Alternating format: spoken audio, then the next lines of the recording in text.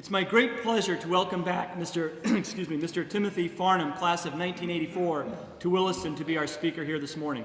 Mr. Farnham has taught at Mount Holyoke College since 2009, and he's a nationally recognized environmental studies scholar and the director there of the Miller-Worley Center for the Environment.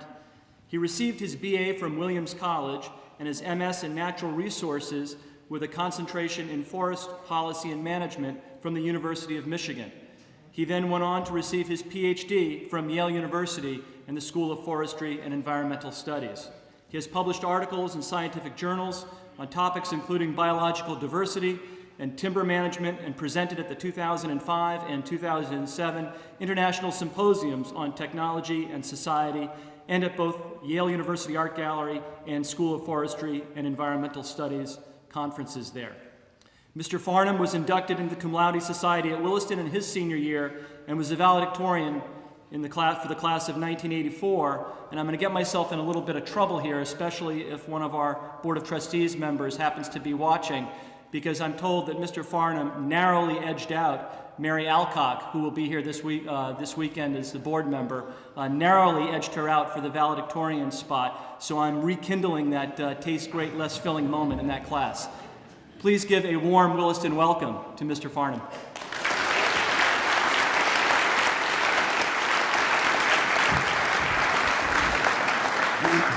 Thank you, Headmaster Hill, for that kind introduction. Mary's never going to let me hear the end of that, I think.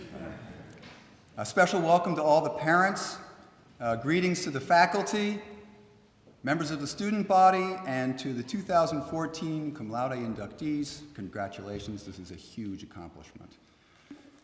So I walked into the chapel this morning and, of course, flooded with memories, and I thought a good way to start off the speech might be, so the last time I was in the chapel, and I realized I don't actually remember. It was senior year, it was a blur. I think we had a lot of events going on. But I do remember my first speech in this building, selected by my peers to come and address the entire school. And you have to remember, this is before the age of email and Twitter. We had very important things we had to relay at assembly. I'm sitting back there, just like I was today, came up to the podium, just the microphone. JV cross country lost to Westminster last Wednesday. So they told me I had to speak a little longer today, so fortunately I wrote some ideas down. I came to Williston as a day student. I was 14 years old, and I was already over 6 feet tall and weighed maybe 135 pounds. So, basketball, right? That's what you're thinking, basketball.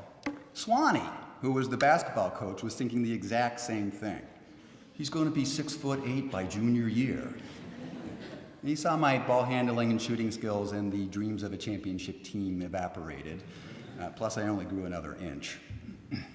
But I had attended a different school for 7th and 8th grade, one that perhaps was not as academically rigorous as Williston. And when I got here, I was in for a bit of a shock. This was especially obvious in French class. I walked in the first day, sat down, and Monsieur Meilleur started speaking to us in French. No English, all French. I was like, are you kidding me? How am I going to learn anything if I don't understand what you're saying? So I looked around the room and expecting to see panic on everyone else's faces. No, largely people were understanding him, and they were even answering him in French. I learned later that the class was stacked with Willie middle school graduates. You know who you are. Anyway, I struggled. My grade after 4 weeks was not what I wanted to be getting, so I thought to myself, it's sink or swim. I started to figure out what I needed to study and practice in order to do better in the class. Slowly, I began to understand the teacher. Slowly, I began to put verbs and prepositional phrases together in what vaguely resembled the French language. And by the end of my first grading period, I had a B+. It was not the class in which I was getting my best grade, but it easily was the class I was most proud of. It was the challenge and the experience of meeting the challenge that was so energizing, so stimulating, and it kind of woke me up to what Williston was going to be about. This is all to say that I think I know about the hard work that you all have to put in every day in all of your classes to achieve good grades. It is not easy.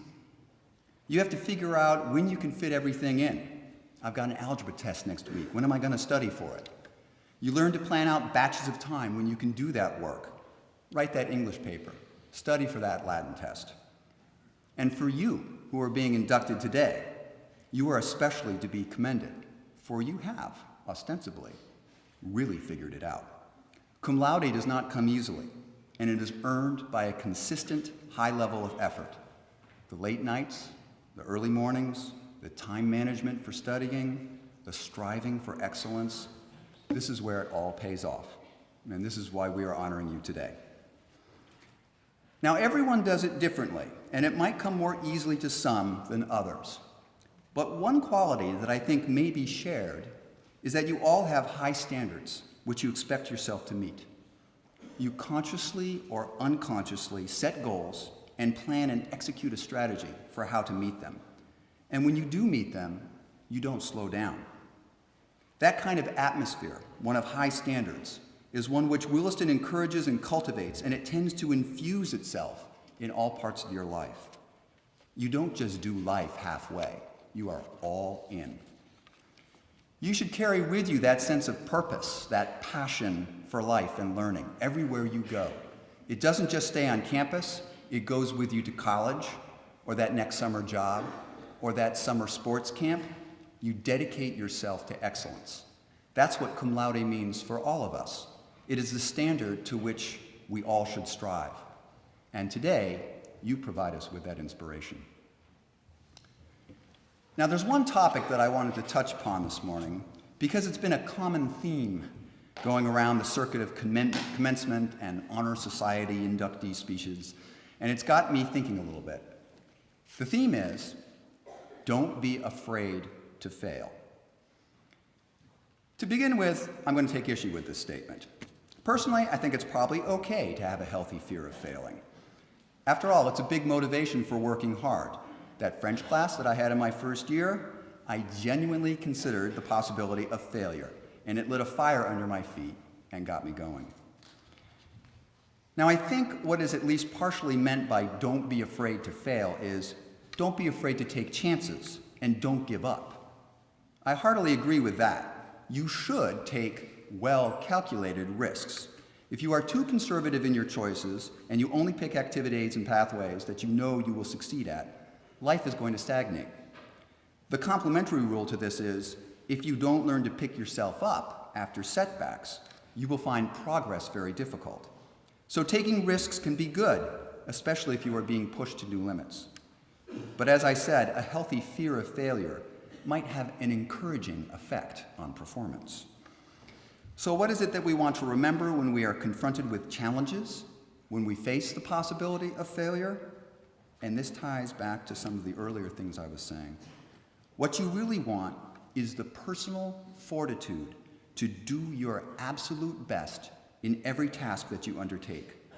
Then, if you still fail, there's nothing to be ashamed of. You should just get back up and figure out how to get it right the next time. In fact, when you're giving it your all, failure starts to recede in importance, perhaps even falling out of the equation altogether. So if we don't fear failure, what should we fear? We should fear going out and not giving it everything we've got. Living a life in which you are only giving half effort is a life lacking passion, lacking purpose. It's not fun. It saps your energy. Giving it your all is always where it's at. I have 2 daughters. They both took up sports that I have absolutely no experience with, soccer and swimming. Watching them has been a wonderful learning experience for me. Take the swimming, for example. Besides the patience that I learned during the meet, waiting for my daughter to swim, I've learned to watch her and how she reacts to how she does in races. She loves to win, for sure. But if she comes in second, or third, or last, it doesn't really matter as long as she's gone out and swum a personal best time in the event.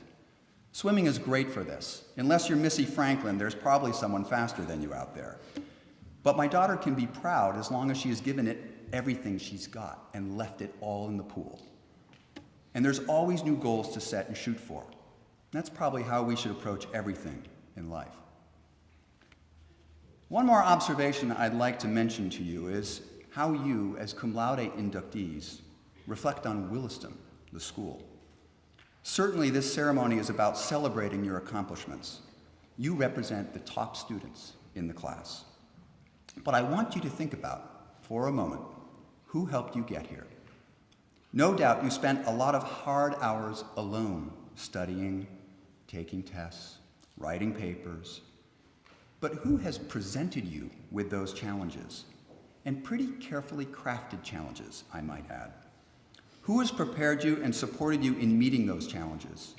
Just like any worthy opponent in any sport, the challenges we face are mostly worthwhile in that we hope they bring out the best in us. At Williston, you have teachers and mentors who are both your challengers and some of your biggest fans. Think about it. That is a priceless combination. So when I learned I would be giving this speech to all of you, I did what any smart or desperate person would do, and I immediately sought out advice. And who better to seek out advice from than my U.S. history teacher and basketball coach, Swanee. I went to his office in Reed. I think the disappointment over my lack of a second growth spurt has softened over the years. And I said, "You got any tips for me?" And he said, "First, say something that might make them smile," and I hope I've done that. "And second, don't go on too long."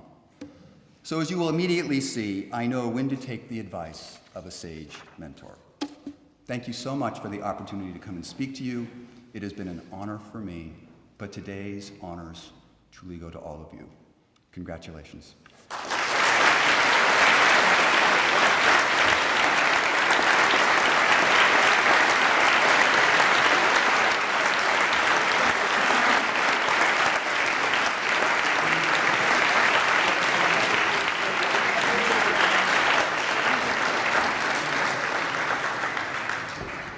So as usual, I got a lot of takeaways from that wonderful talk. I'm thinking about persistence and resilience, and I'm also thinking about a slogan which is half an effort is half a life. So I'm going to heed these remarks and try to stick to them as best I can. Congratulations again to all of you. Thank you, Williston, for being a great audience today, and the reception follows immediately at our home for all faculty who have time to do that, and obviously the inductees and their families. Have a great day.